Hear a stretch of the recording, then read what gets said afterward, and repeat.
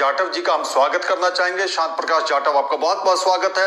और इसके अलावा दीपक कोचगवे हैं, बड़े वरिष्ठ पत्रकार हैं। दीपक कोचगवे, आपका भी बहुत बहुत स्वागत है। और दूसरी तरफ कांग्रेस प्रवक्ता असम से जुड़ गई हैं और ये इनका नाम है बर्नली फूकन। तो फूकन जी, आपका भी बहुत बहुत स्वागत है। हालांकि बार बार डिस्कनेक्ट हो जा रही है, तो मेरी गुजारिश है कि आप नेटवर्क में रहें ताकि डिस्कनेक्ट ना हो और डिबेट को हम आगे बढ़ा सकें। इससे पहले की चर्चा की शुरुआत करें, हम वो आरोप प्रत्यारोप सुनते हैं, देखते हैं जो एक दूसरे पर राहुल गांधी और हेमंत शर्मा लगा रहे हैं। हिंदुस्तान का सबसे भ्रष्ट चीफ मिनिस्टर, सबसे करप्ट चीफ मिनिस्टर असम का चीफ मिनिस्टर है।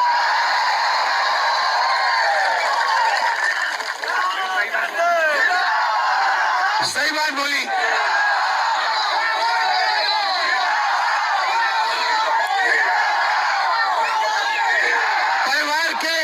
परिवार के सब मेंबर,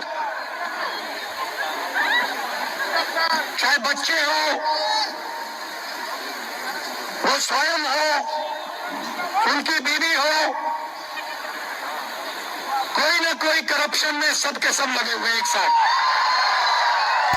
और वो सोचते हैं, देखिए, वो सोचते हैं कि पैसे से पूरी असम की जनता को खरीदा जा सकता है। क्योंकि उनको पैसे से खरीदा जा सकता है, इसलिए वो सोचते हैं कि पूरी असम की जनता को पैसे का खरीदा जा सकता है। असम की जनता पैसे से नहीं खरीदी जा सकती, कोई कीमत ही नहीं है। इसमें क्या बोलूं, मेरा हिसाब में तो देश का सबसे भ्रष्ट परिवार ही गांधी परिवार है। ये देश में बोफोर्स से लेकर भोपाल गैस कांड का एंडरसन को भगाने से जितना देश का सबसे भ्रष्ट परिवार है, सबसे भ्रष्ट परिवार ही गांधी परिवार है। खाली भ्रष्ट नहीं, डुप्लीकेट भी। उनका तो फैमिली नाम गांधी है ही नहीं, अपना डुप्लीकेट नाम लेके घूम रहा है। तो जैसे डुप्लीकेट लाइसेंस होने से तो मैं पकड़ लेता था, लेकिन डुप्लीकेट टाइटल लेने से क्या परिणाम होता है मैं नहीं जानता, इसीलिए वो घूम रहा है। हिंदुस्तान का तो आपने देखा, राहुल गांधी ने यह बताया कि हेमंत बिस्व शर्मा हिंदुस्तान के सबसे भ्रष्ट मुख्यमंत्रियों में से एक हैं, यानी कि सबसे भ्रष्ट हैं। मुख्यमंत्रियों में से एक नहीं, बल्कि उन्होंने कहा सबसे ज्यादा भ्रष्ट हैं। दूसरी तरफ हेमंत शर्मा का आरोप था कि गांधी परिवार ही भ्रष्ट है और ये डुप्लीकेट गांधी है। तो इसी तरह से आरोप प्रत्यारोप का सिलसिला शुरू हो गया है भारत जोड़ो न्याय यात्रा को लेकर के। हमारे साथ कांग्रेस प्रवक्ता जुड़ी थी, लेकिन दुर्भाग्यवश वो डिस्कनेक्ट हो गई हैं। जैसे जुड़ती हैं हम उनके पास जरूर जाएंगे। लेकिन शांत प्रकाश जाटव, आपसे पहला सवाल करना चाहूंगा, ये जो आरोप प्रत्यारोप लगाए जा रहे हैं एक दूसरे पर, राहुल गांधी का कहना है कि सबसे भ्रष्ट मुख्यमंत्री हैं हेमंत बिस्व शर्मा। हेमंत बिस्व शर्मा ने जो बात कही वो भी आपने सुना कि गांधी परिवार ही भ्रष्ट है। पहली प्रतिक्रिया, छोटी प्रतिक्रिया आपकी क्या होगी? राहुल गांधी जी और इनकी माता जी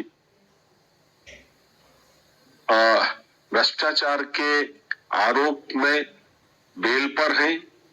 ये स्वयं भ्रष्टाचार से लिप्त हैं और वो अपने दामन पर नहीं बल्कि दूसरे के दामन पर जो है जिस तरीके से बात कह रहे हैं, मैं समझता हूँ कि ये राजनीतिक अपरिपक्वता को मैं मानता हूँ कि ये अपरिपक्व है। मैं समझता हूँ कि बहुत बढ़िया इनका प्रयास है भारत जोड़ो न्याय यात्रा का, मगर इस प्रकार की टिप्पणियां करने से इनका स्तर जो है वो जग जाहिर होता है और मुझे नहीं लगता कि जनता जो है वो इस प्रकार की टिप्पणियों से खुश होती है। ये स्वयं जो है ना भ्रष्टाचार में बेल पर है, ये दूसरे पर क्या आरोप लगाएंगे?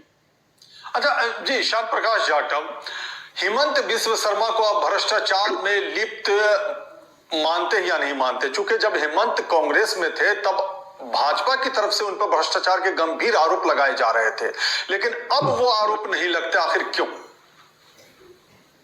देखिए,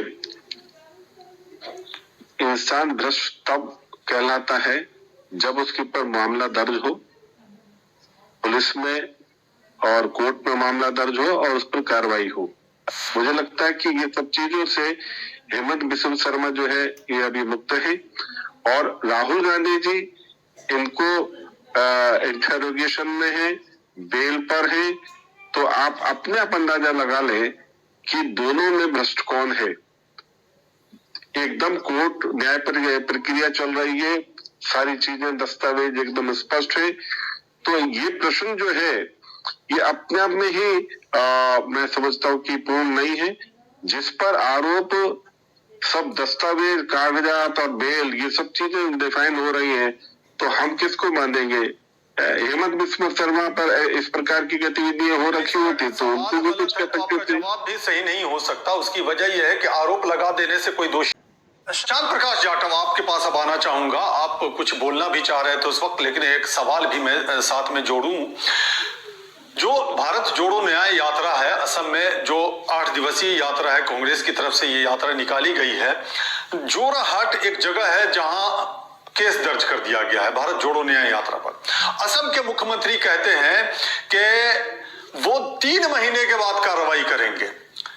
उन्होंने नाम नहीं लिया, लेकिन दो व्यक्ति बोला है उन्होंने, और बुरे व्यक्ति बोला है उन्होंने कि उनके खिलाफ करूंगा कार्रवाई और मेहमान बना करके गिरफ्तार करूंगा, ये उनका कहना है। तो क्या ये सब प्लानिंग है? क्या ये सब प्लानिंग के तहत की जा रही है कार्रवाई? और साथ में जरा ये भी समझाएं कि भारत जोड़ो यात्रा नहीं, मियां यात्रा। मियां यात्रा का मतलब क्या होता है? मैं नहीं समझ पा रहा हूं, जरा सब समझा दें। कांग्रेस नेत्री जुड़ेंगे, मैं सवाल करूंगा उनसे भी। जिस तरीके से मैं पढ़ा, जी बोलिए।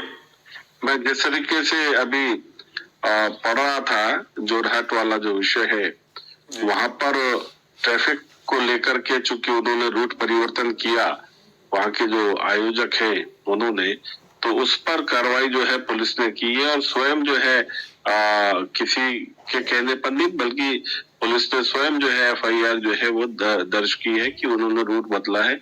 और जो रूट बदला है उसकी वजह से वहां लोगों को परेशानी हुई है, ट्रैफिक जाम की स्थिति हुई है। इस वजह से जो एक्शन है वो FIR का वो लिया गया है। मैं समझता हूँ कि इसमें कोई राजनीति तो नहीं, इसमें कहा जा सकता कि राजनीति है। और बाकी उन्होंने जिस किसी संदर्भ में कहा कि 3 महीने बाद है, कुछ इसके ऊपर एक्शन लेंगे, क्या लेंगे, तो इस मामले में मैं तो नहीं समझता कि मुख्यमंत्री का कहीं किसी तरीके से प्रशासनिक जो पुलिस व्यवस्था है उसमें बहुत ज्यादा सीधा इन्वॉल्वमेंट होना चाहिए। बात कहीं हो सकती है, मगर मैं समझता हूँ कि जिन्होंने पुलिस FIR की है तो पुलिस अपना समय रहते उसके ऊपर एक्शन लेगी। लेकिन मुख्यमंत्री ने ये बात कही है, शांत प्रकाश जाटव, मुख्यमंत्री ने ये बात कही है। और जरा ये समझा दे, मियां यात्रा है, जरा ये समझा दे मियां यात्रा क्या होता है? नहीं समझ पा रहा हूं मैं। अब ये मैं भी नहीं समझ पा रहा मियां यात्रा क्या होती है, क्योंकि हमारे साथ में तो ये असम के मुख्यमंत्री ठीक है। हाँ ठीक है, तो मैं तो नहीं समझता। हो सकता है कि विशेष रूप से जो है मुस्लिम समाज के लोगों को इन्होंने अपनी ओर आकृष्ट किया होगा, क्योंकि बाकी शेष हिंदू विरोधी तो ये है ही, राम का विरोध कर रहे हैं। तो जाहिर सी बात है कि शायद जो राम को न मानने वाले लोग जो है उनके साथ में ज्यादा होंगे, और उनकी वहां पर भीड़ ज्यादा देख करके मुख्यमंत्री ने इस प्रकार की बात कही हो सकती है। अगर आपकी बात मान भी ली जाए कि ये हिंदू विरोधी हैं, राम को नहीं मानते हैं, तो मियां कहां से आ गए इसमें? ये बात बिल्कुल भी नहीं समझ में आ रही है। ये मियां कहां से टपक पड़े इसमें? नहीं, आपकी बात मान भी मुस्लिम समाज के लोग ज्यादा होंगे ना। मैंने क्या कहा आपसे कि हो सकता है कि इनकी जो रैली है, जो भी ये यात्रा निकाल रहे हैं, तो आसाम के मुस्लिम पक्ष के लोग ज्यादा रहे होंगे, और हो सकता है कि इस कारण से उसमें चूंकि मुस्लिम ज्यादा दिखाई दे रहे होंगे तो मियां यात्रा कह दिया। तो इसको मैं शायद आपने आप क्या समझ रहे हैं? हेमंत बिस्व शर्मा को और भी बातें उन्होंने कही हैं, जिसका मैं जिक्र कर दूं। उन्होंने मीडिया से मुखातिब होते हुए ये भी कहा है कि इसमें मियां शामिल नहीं हो रहे उस अनुरूप में जिस अनुरूप में कांग्रेस उम्मीद किए बैठी थी, और मुस्लिम महिलाएं तो बिल्कुल भी शामिल नहीं हो रही हैं। उन्होंने यहां तक कहा कि जो बुजुर्ग हैं, हालांकि वो दूसरे संदर्भ में दूसरे अंदाज में बोल रहे थे, मैं इसे थोड़ा सा अच्छे से बोलने की कोशिश कर रहा हूं कि वो भी अब शामिल नहीं होंगे। तो एक तरफ तो मना खुद ही कर रहे हैं वो कि इसमें शामिल नहीं है लोग, मुसलमान शामिल नहीं है, मियां शामिल नहीं है, और दूसरी तरफ वो कह रहे हैं कि मियाँ यात्रा है। अब मैं बिल्कुल भी नहीं समझ पा रहा हूं, इसे कैसे समझने की कोशिश की जाए। आप खुद जब नहीं समझ रहे हैं, दूसरा कैसे समझेगा? आप तो भाजपा के वरिष्ठ नेता हैं। मैं वही बात कह रहा हूँ कि आज भारतीय जनता पार्टी में मुस्लिम समाज का बहुत अच्छा जुड़ाव बना है। मुस्लिम समाज जो है हमारे साथ में काफी बड़ी तादाद में जुड़ रहा है, बहनें जो है वो जुड़ रही हैं। तो मगर जिस तरीके से कांग्रेस और कांग्रेस के जो घटक हैं उनका राम को लेकर के जिस तरीके का बिहेवियर है, तो ये भी पक्की बात है कि मुस्लिम तो जुड़ रहा है हमारे साथ में, मगर जो थोड़ा बहुत हिंदू इनके साथ में था वो भी छिटक गया है। तो मैं समझता हूँ कि वहां पर शायद तादाद जो है उन लोगों की जो मुस्लिम पक्ष के हैं, मुस्लिम हैं, उनकी ज्यादा दिखाई दी होगी, इसलिए ऐसा कहा हो सकता है। मगर भारतीय जनता पार्टी मुसलमानों के साथ है, अभी भी साथ है और आगे भी साथ रहने वाली, और मुसलमान भी हमारे साथ में पूरी तहे दिल के साथ में जुड़ा हुआ है। तो इन सब चीजों पर मैं समझता हूँ बहुत ज्यादा तवज्जो देने का कोई लाभ नहीं है। नहीं, लेकिन तवज्जो तो इसलिए दी जा रही है ना कि चूंकि अब राजनीति तो होगी। भारत जोड़ो न्याय यात्रा 8 दिनों के लिए है। असम में केस भी दर्ज कर लिया गया है। असम के मुख्यमंत्री कह रहे हैं कि कार्रवाई करेंगे 3 महीने के बाद। हालांकि बदकिस्मती से जो कांग्रेस की प्रवक्ता है वो जुड़ नहीं पा रही, नेटवर्किंग प्रॉब्लम आ रही है। जो वरिष्ठ पत्रकार हैं वो भी डिस्कनेक्ट हो गए हैं, वरना सवाल तो उनसे भी पूछता मैं, और भी सवाल, लेकिन अभी आप सामने हैं तो आप ही से सवाल करूंगा मैं।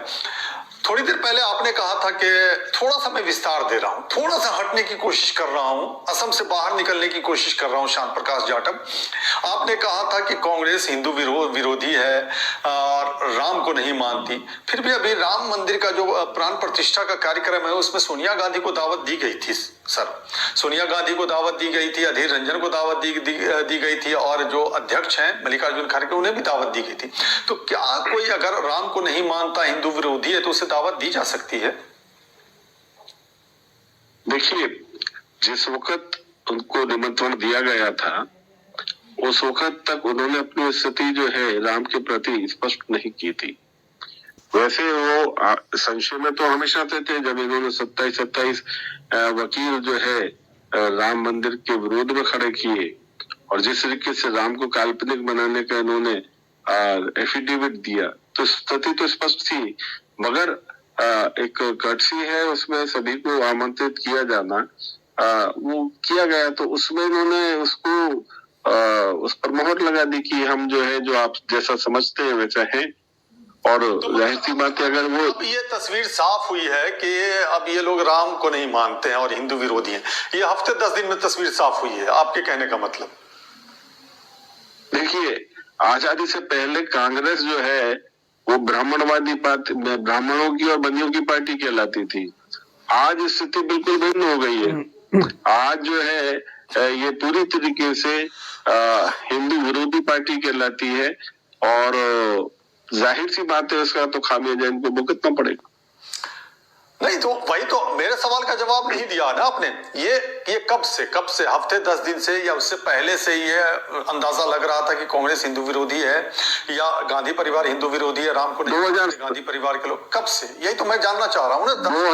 2007 में समझौता बम ब्लास्ट के बाद जिस तरीके से कांग्रेस ने अपनी हरकतें की, सेफ्रॉन टेररिज्म को इन्होंने जिस तरीके से प्रोजेक्ट करने की कोशिश की, और तमाम पूरे जो है देश के अंदर जो है वो भगवा आतंकवाद, इस प्रकार की जो बातें कही, वहीं से इनका जो है ना चेहरा उजागर हो गया था।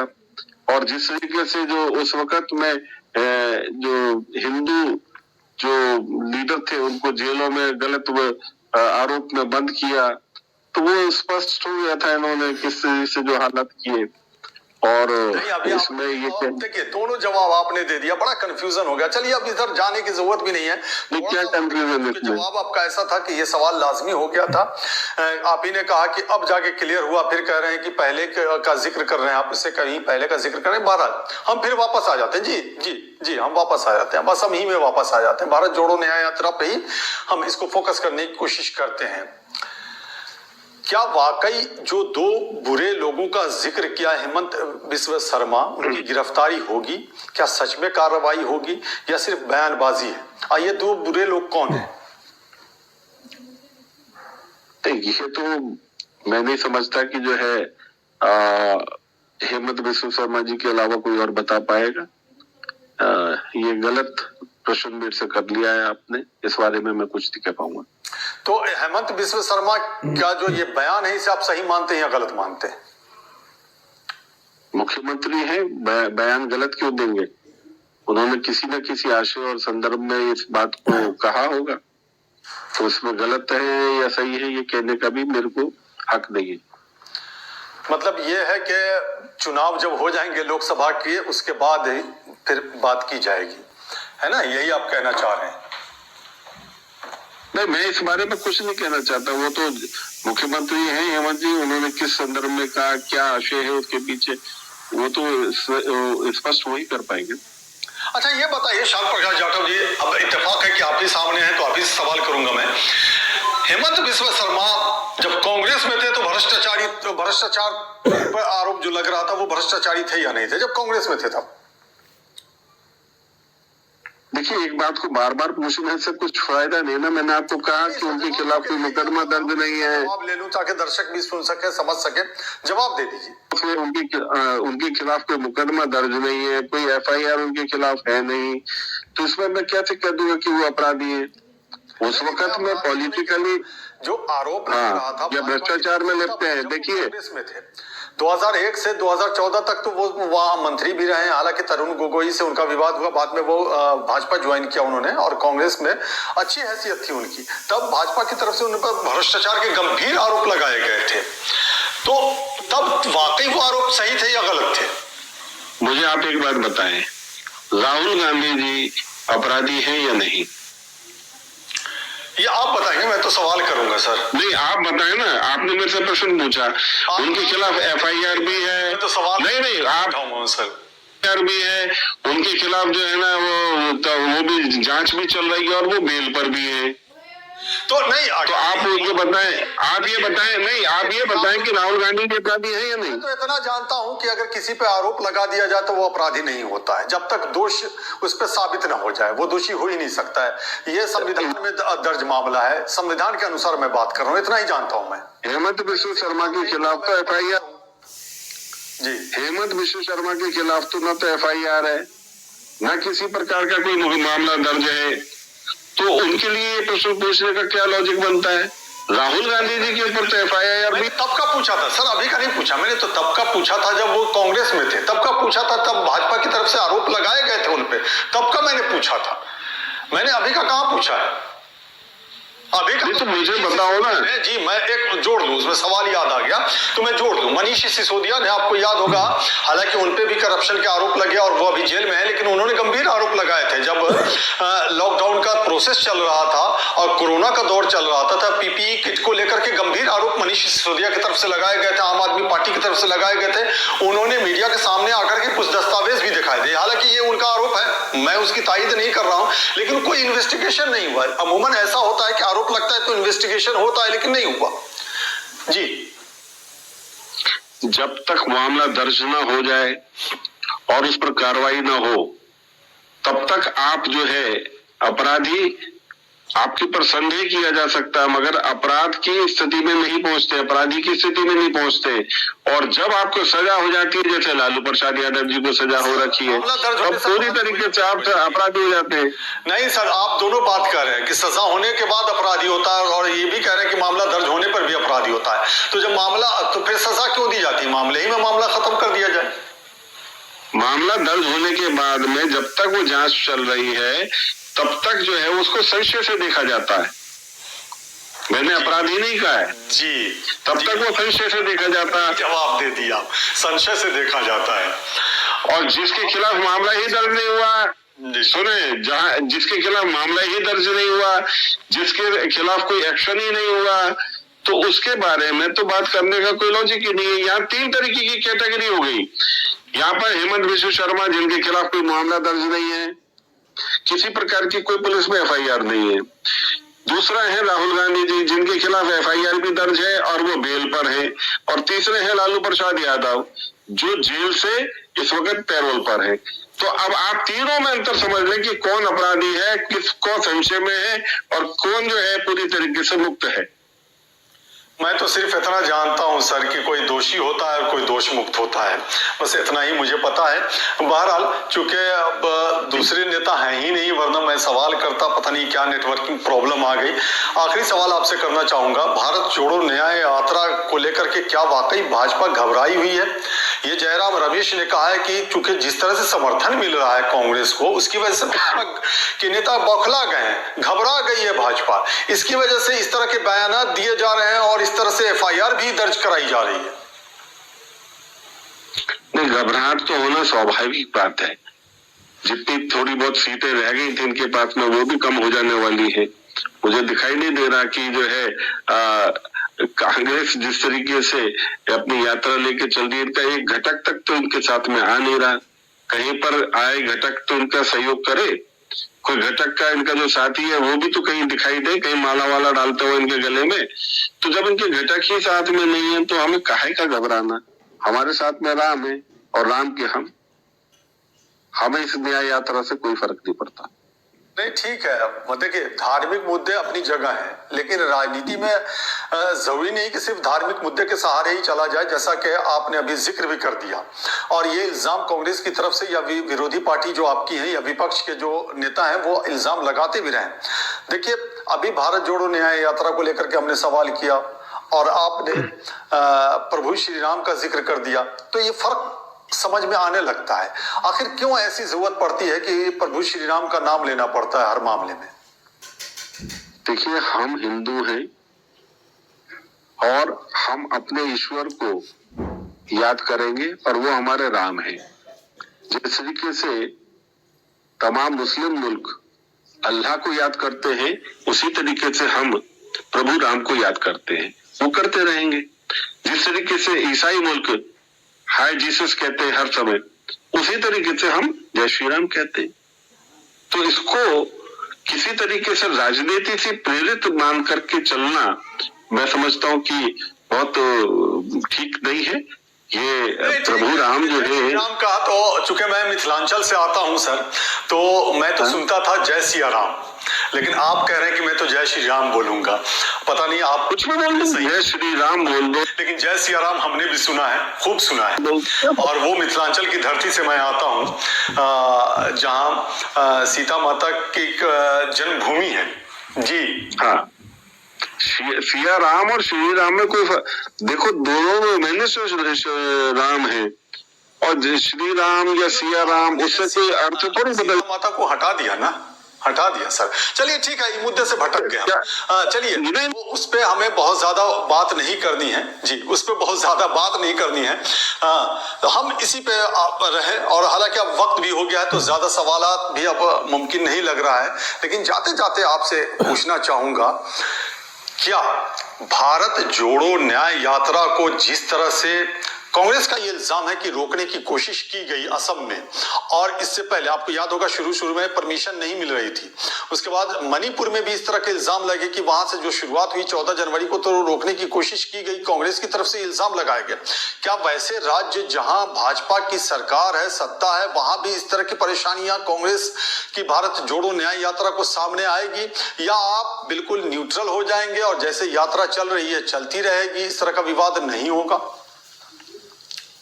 देखिए, देश में केवल यही नहीं कांग्रेस यात्रा निकाल रही है, और भी तमाम दल जो है वो यात्राएं निकालते हैं। कुछ धार्मिक यात्राएं भी निकलती हैं, तमाम तरीके की यात्राएं हैं, वो चलती रहती हैं, चलती रहेंगी। सभी को वहां के जिस स्टेट से वो गुजर रहे हैं वहां के नियम और कानून का पालन करना होगा। कहीं भी कानून को अवहेलना करने वाले के खिलाफ कार्रवाई की जाएगी, जरूरत पड़ने पर उसके खिलाफ एफआईआर भी की जाएगी। किसी प्रकार की यात्रा से भारतीय जनता पार्टी या हमारा जो ऑर्गेनाइजेशन जिस तरीके से काम कर रहा है कहीं भी भयभीत नहीं होता। सबको पूरी आजादी है, और जो आजादी आज के समय में है वो आजादी तो कभी रही नहीं। राहुल गांधी जी ने अगर पहले का दौर जिस वक्त में ये शासन में थे, अगर उस वक्त का दौर देखा होता तो निकालते ना यात्रा कश्मीर से, मालूम पड़ जाता कि क्या हाल था, देखते तक नहीं थे। तो इसलिए आज आजादी से घूमे, कहीं पर भी जाएं, नियम और कानून का पालन करते रहे।